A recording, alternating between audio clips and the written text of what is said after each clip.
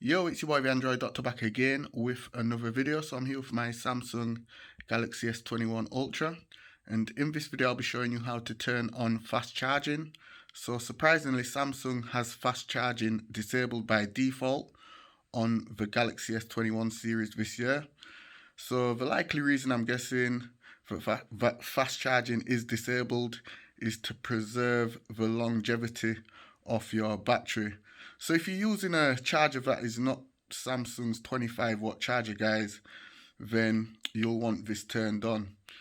Okay, so if you're using a different charger like an 18-watt charger and think your Galaxy S21 is charging pretty slow, this is likely why, guys.